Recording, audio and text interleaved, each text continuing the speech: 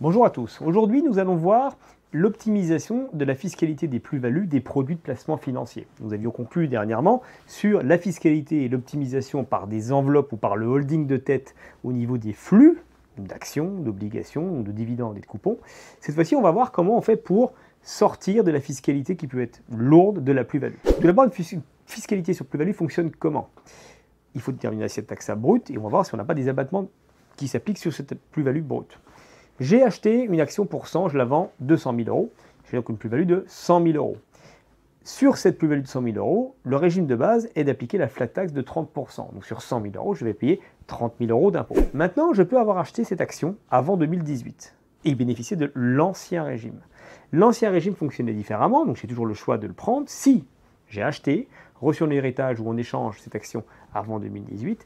Et là, on me dit la chose suivante, sur 100 000 euros de plus-value, on va t'appliquer un abattement pour durée de détention, qui va dépendre de la durée de conservation de ton action. Et sur le montant de la plus-value nette abattue, tu vas appliquer ton TMI, plus 17,2. Mais les 17,2 sont sur la totalité de la plus-value. Faisons un exemple. J'ai une plus-value de 100 000 euros. J'ai détenu mes actions pendant plus de 8 ans. Donc j'ai l'abattement maximal qui était de 85%. Donc j'ai donc 15 000 euros, 15% de mes 100 000 qui est taxable à mon TMI de 30. Donc 15% x 30, ça fait donc 4,5% sur le volet fiscal. Plus 17,2 de prélèvements sociaux, parce que je subis les prélèvements sociaux. Ça me fait donc 21,7% d'imposition versus 30% de flat tax si je choisissais le nouveau régime. Donc dans mon exemple, ça marche et ça fonctionne. Pourquoi? Parce que d'une, j'ai un TMI à 30 et de deux, j'ai conservé mes actions plus de 8 ans et je bénéficie de ce qu'on appelle l'abattement renforcé. Donc je considère que c'était un dirigeant d'entreprise qui a vendu les parts de sa propre société.